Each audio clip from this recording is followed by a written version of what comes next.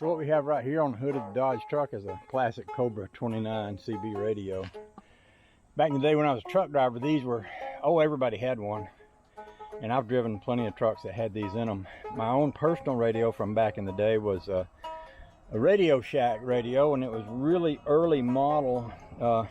There was a time when the FCC did not limit the amount of wattage that you could get in the CB radio, and some of the early radios had more watts than they did later when the FCC made everybody pull the wattage back on the new radios to below 4 amps. So you could have an early radio with a lot more wattage and talk a lot farther. And there were also tricks you can do in the old days. People used to put crystals in the radio to get channels that weren't officially authorized by the FCC, and that way you could talk to people without someone being able to come over to your channel and listen to you. Of course, I never did anything like that because that would be against the law, and y'all all know that I am a law-abiding son of a gun. With that said, though, we're going to be making a trip to Georgia, me and Rusty both. If things go according to schedule, he's going to show up here in a few days. We're going to load up the Crosley's. There's one sitting right over there on his trailer. And we're going to run together back down to Georgia. I bought a pair of CB radios so that we could chitter chatter and pass the time as we mosey along. So this one's mine. His is sitting on the tailgate of the truck in there. I also bought a couple of magnetic mounted antennas to do that with. And these are really simple to hook up, but you have to do it right, because if you ground out the wrong wire, you can burn up things in the radio that you don't want to burn up.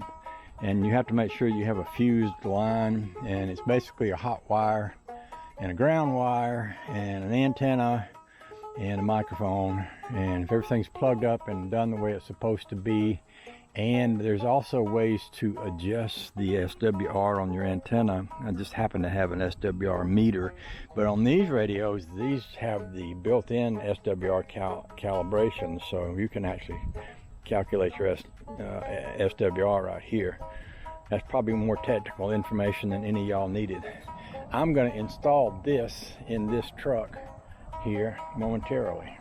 My truck, there's a little plate that was right here. I'm underneath the steering column, and when I took that off, this was just stuck up in here. And this is the fuse box, and what I will need to do in order to determine where to find the right wire that I'm going to need is to basically turn the switch on, make sure that my light's grounded, and then start looking at these fuses until I find one that lights up when I turn the switch on, because I want my radio to go off when I cut the switch off. So this one's lit up. This is 20 amp here. It only takes about 5 amps to run one of these. Actually, what I could do is an empty breaker here. Let's see if that goes off when I cut the switch off. Yeah, see how that, and you see that light right there when I turn that off.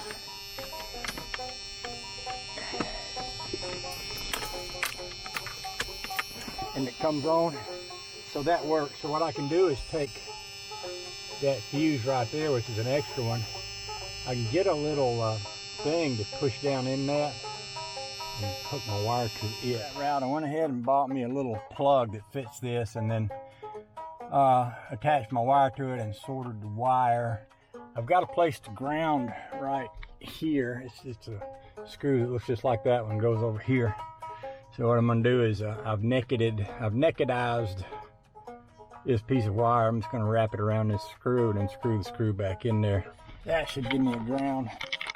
And then I'll basically be ready to try the radio. I'll double check the fuse. These things take used to be like a little bitty 2 amp, yep, still is, little 2 amp fuse.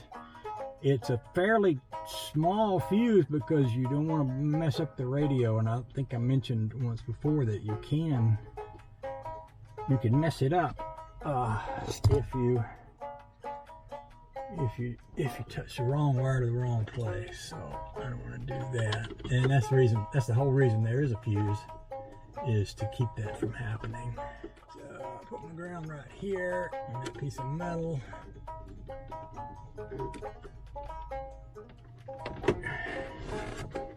And just bring it right up over down the corner and up across here.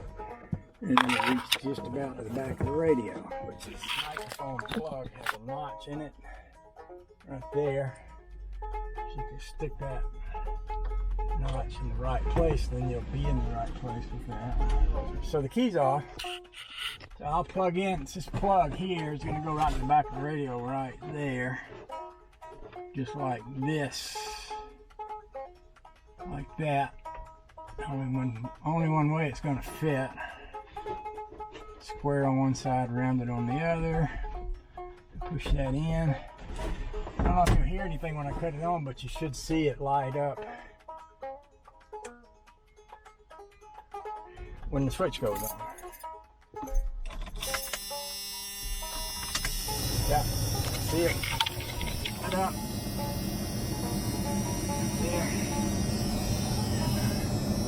If I key the microphone, that's moving. So right now the radio's working. All I gotta do is put that little plastic plate on and stick those wires back up on the dash, and then hook up the antenna.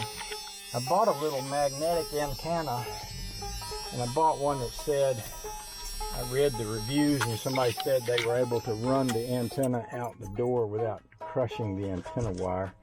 And that matters because that antenna is going to go right out the side of that door and the thing's going to go up on the roof here. So let's get back down here again, and I'll stick this back up in where it goes. One of those antennas, we'll put it up on the roof, and we'll talk some skip. That's what truck drivers used to call it. Talk a little skip talk. Breaker, breaker, breaker, breaker, 19 over and under, over and out. Come on back, get down, all that stuff. Okay, I got this thing on. That's my squelch right there. When you turn that down, you get all the static. And then this is your volume right here. If you're running with somebody and you're close, you can squelch out the static, and then you can hopefully hear each other talk. There's a lot of other buttons on here, dynamic and RF gain and delta tune and all that fun stuff, and to be honest with you, I don't even know what they do, but I'll find out. My old Radio Shack was pretty simple. I don't think it had more than a button or two. I know it didn't have a calculate your SWR knob like this one does. I had a little box I have to do it with. I saw that box the other day because I loaded it in the truck, and yeah, it's in there somewhere. So anyway, I'll hush up talking. And I doubt if there was anything helpful in that whole video for y'all, but if there was, awesome. If not, dang.